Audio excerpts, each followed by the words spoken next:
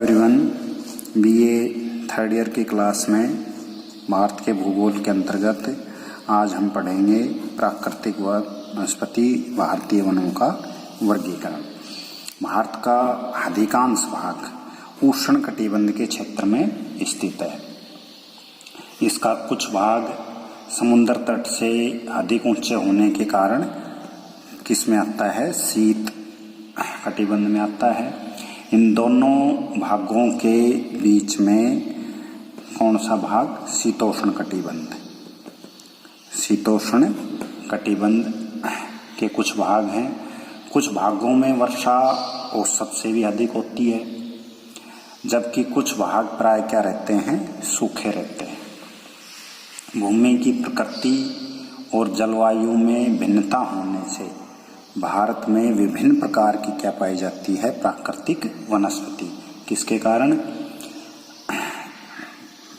भूमि की प्रकृति और दूसरा जलवायु में भिन्नता।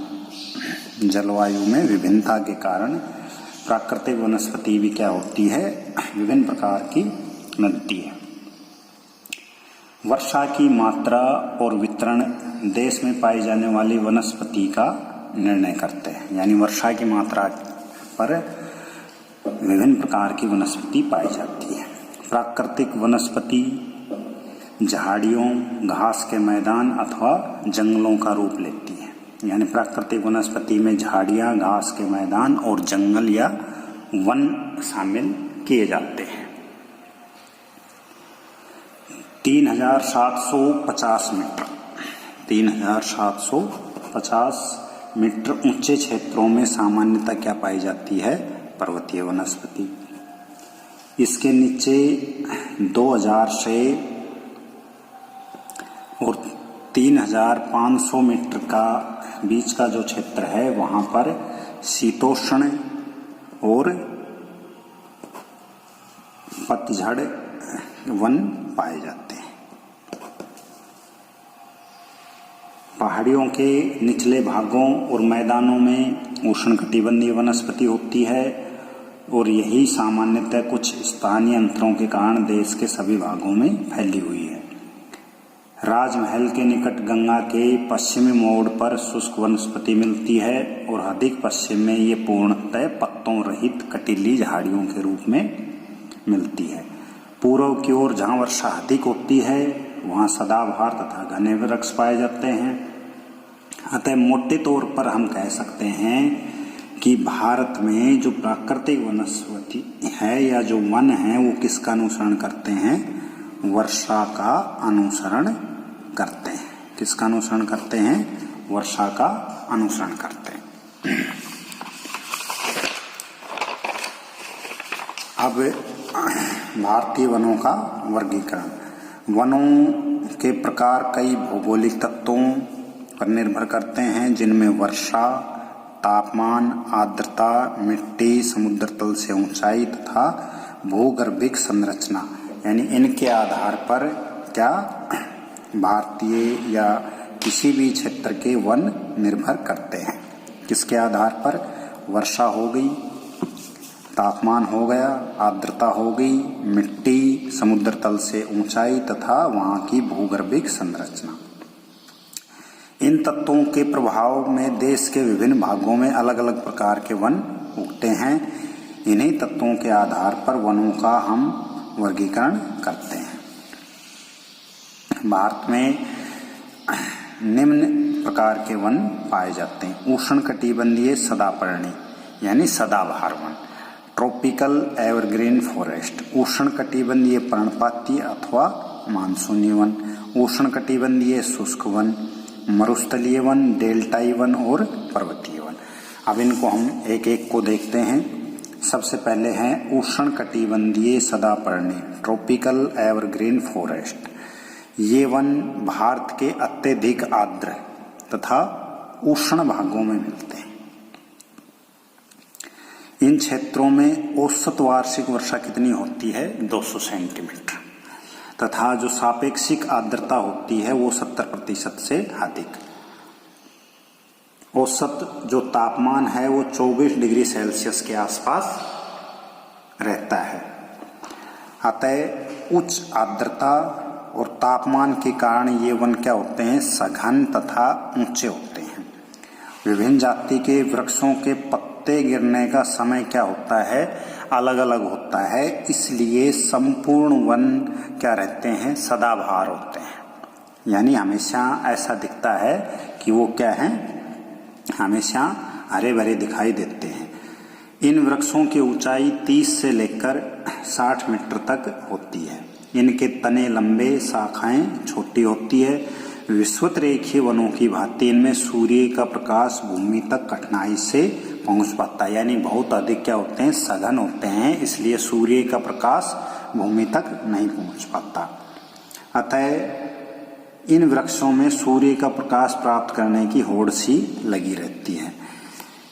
इस प्रकार के वनों के जो महत्वपूर्ण वृक्ष हैं वो क्या हैं, रबर, महोगनी, एबोनी, नारियल, बांस, सिनकोना, बेत, आयरनवुड है। ये वन मुख्यतः कहाँ मिलते हैं, अंडमान निकोबार द्वीप समूह। कहाँ पर मिलते हैं, अंडमान निकोबार द्वीप समूह, असम, कहाँ पर, असम, मेघालय, नागालैंड, मणिपुर, मिजोरम, त्रिपुरा और पश्चिमी बंगाल तथा पश्चिमी घाट के जो पश्चिमी तटीय मैदान हैं वहाँ पर ये वन पाए जाते हैं। जैसा कि मानचित्र में देख सकते हैं, ये क्या है, उष्णकटिबंधीय सदाबहार वन है। इस प्रकार इन वनों का क्षेत्रफल लगभग कितना है, 46 लाख हेक्टेयर है। ये वन आर्थिक दृष्टि से क्या है, अधिक उपयोगी नहीं है। इसका कारण क्या है, इन वनों की लकड़ी सख्त होती है और एक ही स्थान पर विभिन्न प्रकार के वृक्ष उगते हैं, यानी अलग अलग प्रजाति के वृक्ष पाए जाते हैं। इसके अतिरिक्त सघन वन होने के कारण परिवहन की सुविधाएं भी क्या होती हैं, सीमित होती हैं। कई बार क्वेश्चन आता है कि जो उष्णकटिबंधीय सदाबहार वन है ये आर्थिक दृष्टि से उपयोगी क्यों नहीं है। तो इसका कारण क्या, एक तो इन वनों की लकड़ी क्या होती है, सख्त होती है। एक स्थान पर एक प्रजाति के वृक्ष न मिलकर अलग अलग प्रजाति के वृक्ष मिलते हैं और ये बहुत अधिक सघन है, इसलिए यहाँ पर परिवहन की सुविधाएं भी क्या है, सीमित है। उसके बाद सेकंड नंबर पर आता है उष्णकटिबंधीय पर्णपाती अथवा मानसूनी वन। ये वन 100 से और 200 सेंटीमीटर वार्षिक वर्षा वाले क्षेत्रों में पाए जाते हैं। इन वनों का विस्तार गंगा की मध्य एवं निचली घाटी अर्थात भाबर और जो तराई प्रदेश है, पूर्वी मध्य प्रदेश, पश्चिम बंगाल, उड़ीसा, आंध्र प्रदेश, महाराष्ट्र, कर्नाटक, तमिलनाडु, केरल के कुछ भागों में मिलता है। यानी हम मैप में देख सकते हैं कि ये वन कहाँ कहाँ पाए जाते हैं। मानसूनी वन या हम इसको उष्णकटिबंधीय पर्णपाती वन भी कहते हैं। इनका जो क्षेत्र है ये गंगा की मध्य और निचली घाटी, पूर्वी मध्य प्रदेश का कुछ क्षेत्र, पश्चिम बंगाल में, उड़ीसा में, आंध्र प्रदेश, कर्नाटक का कुछ हिस्सा, तमिलनाडु और केरल के कुछ भागों में मिलते हैं। इन वनों के प्रमुख जो पेड़ हैं वो क्या क्या हैं, साल, सागवान, शीशम, चंदन, आम आदि है। ये पेड़ ग्रीष्म ऋतु के आरंभ में अपनी पत्तियों को क्या कर देते हैं, गिरा देते हैं, इसलिए इनको क्या कहते हैं, पतझड़ के वन भी कहते हैं। इनकी ऊंचाई 30 से लेकर 45 मीटर तक होती है। ये इमारती लकड़ी प्रदान करते हैं जिससे इनका आर्थिक महत्व क्या है, अधिक। ये वन हमारे देश के 25% वन क्षेत्र पर फैले हुए हैं। उसके बाद जो तीसरा प्रकार है वनों का वो कौन सा है, उष्णकटिबंधीय शुष्क वन। ये वन उन क्षेत्रों में पाए जाते हैं जहां वार्षिक वर्षा 50 से लेकर 100 सेंटीमीटर होती है। इसमें महाराष्ट्र, तमिलनाडु के अधिकांश भाग, आंध्र प्रदेश, कर्नाटक, पश्चिमी तथा उत्तरी मध्य प्रदेश और पूर्वी राजस्थान, उत्तर प्रदेश के दक्षिण पश्चिम भाग तथा हरियाणा सम्मिलित हैं। एक बार मैप में देखते हैं इन वनों को। ये उष्णकटिबंधीय शुष्क वन, ठीक है, ये जो क्षेत्र है इसमें ये पाए जाते हैं। क्षेत्रों के नाम एक बार फिर देख लेते हैं। महाराष्ट्र, आंध्र प्रदेश, कर्नाटक, तमिलनाडु का अधिकांश भाग, पश्चिमी तथा उत्तरी मध्य प्रदेश, पूर्वी राजस्थान, उत्तर प्रदेश का दक्षिण पश्चिमी भाग, हरियाणा। इन वनों में मुख्य वृक्ष जो होते हैं वो शीशम, बबूल, कीकर, चंदन, सिरस, आम तथा महुआ है। ये वृक्ष ग्रीष्म ऋतु के आरंभ में अपने पत्ते गिरा देते हैं। वर्षा अपेक्षाकृत कम होने के कारण मानसूनी वनों के जो वृक्ष हैं वो लंबाई में क्या होते हैं, छोटे होते हैं। इन वृक्षों की लंबाई 6 से 9 मीटर होती है। अधिकांश वृक्षों की जड़ें लंबी तथा मोटी होती है जिससे ये भूमिगत जल सुगमता से चूस सके या ले सके। इनकी जो खाल होती है, तने का जो भाग होता है वो मोटा होता है जिससे जल को अपने अंदर समाये रखते हैं। इनकी लकड़ी आर्थिक दृष्टि से मूल्यवान होती है। इस वर्ग के अधिकांश वनों को काटकर कृषि शुरू कर दी गई है। अब ये वन केवल 52 लाख हेक्टेयर भूमि पर ही पाए जाते हैं। उसके बाद है मरुस्थलीय वन। ये वन उन क्षेत्रों में पाए जाते हैं जहां वार्षिक वर्षा 50 सेंटीमीटर से कम होती है। इनका विस्तार राजस्थान, दक्षिण पश्चिमी पंजाब तथा दक्षिण पश्चिमी हरियाणा है। इन वनों में बबूल, किक्कर, फ्रांस जैसे छोटे आकार वाले वृक्ष और झाड़ियां होती हैं। शुष्क जलवायु के कारण इनके पत्ते छोटे, खाल मोटी तथा जड़ें गहरी होती है। इनसे मुख्यतः ईंधन की लकड़ी प्राप्त करते हैं। कहीं कहीं जो मरूद धान होते हैं वहाँ उनमें खजूर के पेड़ भी मिलते हैं। उसके बाद डेल्टाई वन, इन्हें मैंग्रोव वन, दलदली वन या ज्वारीय वन भी कहते हैं। ये वन गंगा, ब्रह्मपुत्र, महानदी, गोदावरी, कृष्णा, कावेरी आदि नदियों के डेल्टाओं में उगते हैं। इसके कारण इनको क्या कहते हैं, डेल्टाई वन भी कहते हैं। सबसे जो महत्वपूर्ण है वो गंगा ब्रह्मपुत्र डेल्टा के क्या है, सुंदर वन है। किसके, गंगा और ब्रह्मपुत्र का जो डेल्टा है उसमें सुंदर वन पाया जाता है जिसमें सुंदरी नामक वृक्ष की बहुलता है, जिस कारण इसको क्या कहते हैं, सुंदर वन कहते हैं। ये वन बड़े गहन होते हैं तथा ईंधन और इमारती की लकड़ी प्रदान करते हैं। उसके बाद अगला जो वनों का प्रकार है वो कौन सा है, पर्वतीय वन। ये जो वन है ये हिमालय पर्वत की ढालों पर पाए जाते हैं। पूर्वी हिमालय में पश्चिमी हिमालय की अपेक्षा वर्षा अधिक होती है, जिस कारण पूर्वी हिमालय में पश्चिमी हिमालय से अधिक घने वन मिलते हैं। यानी ये पर्वतीय वन, ये पश्चिमी हिमालय, ये पूर्वी हिमालय। पूर्वी हिमालय में अधिक वर्षा होने के कारण वृक्षों की जो सघनता है वो क्या है, अधिक पाई जाती है।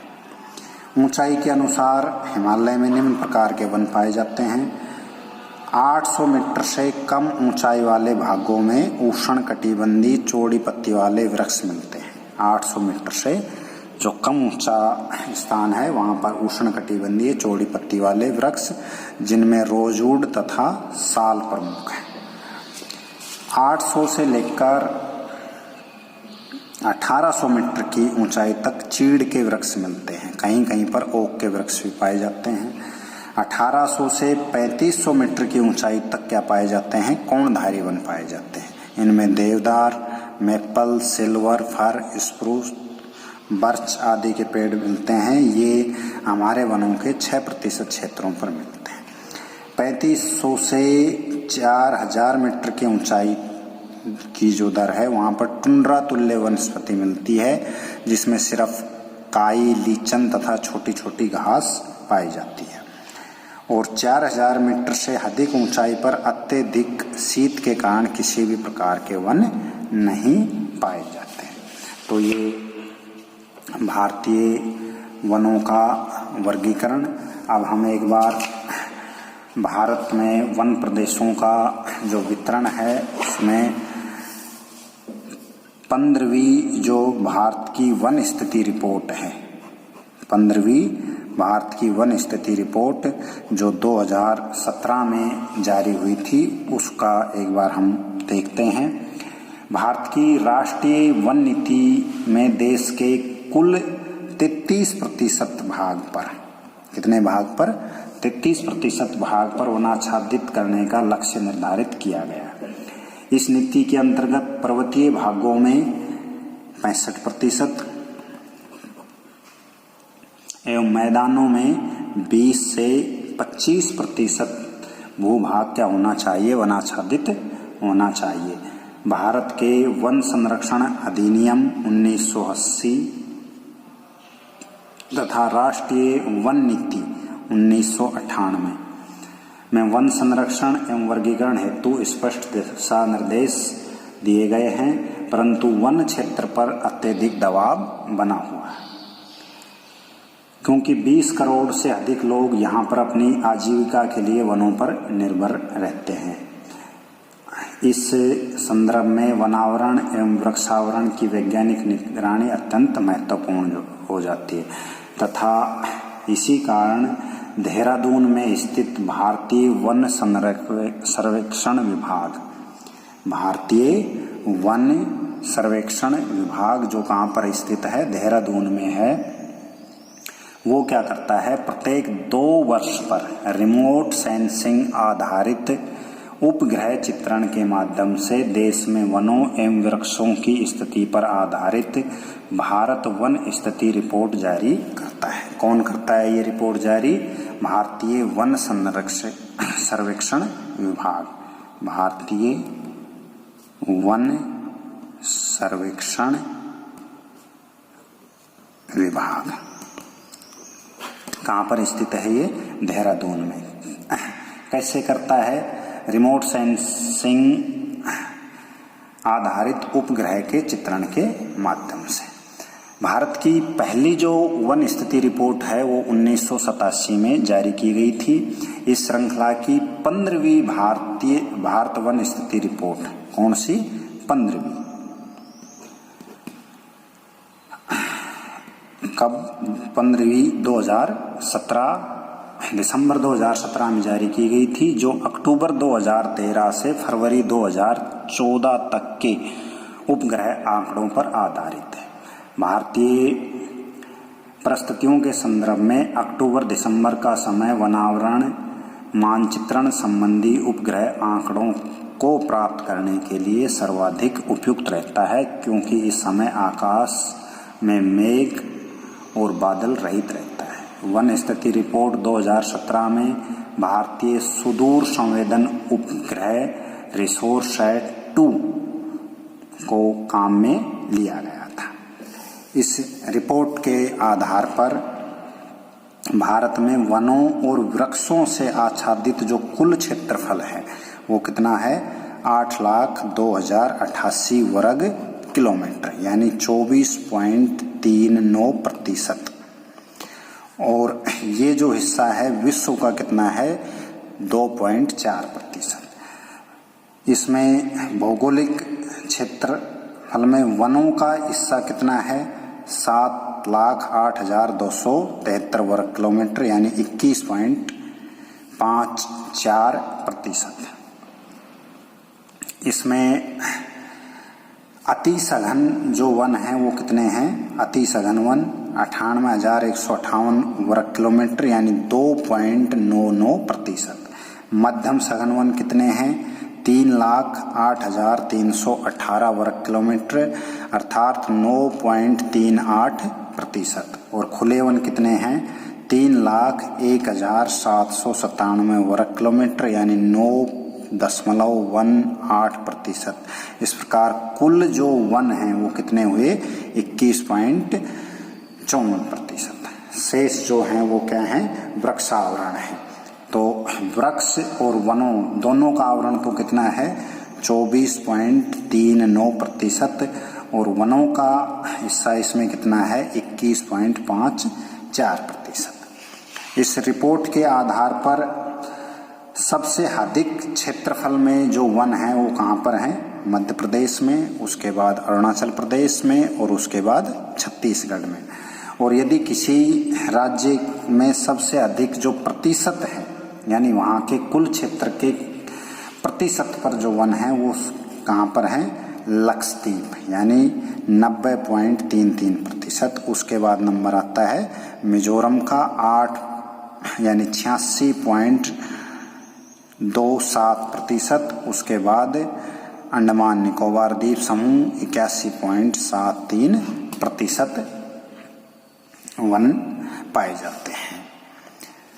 तो ये थी भारत की 15वीं वन स्थिति रिपोर्ट और भारत में वनों का वर्गीकरण।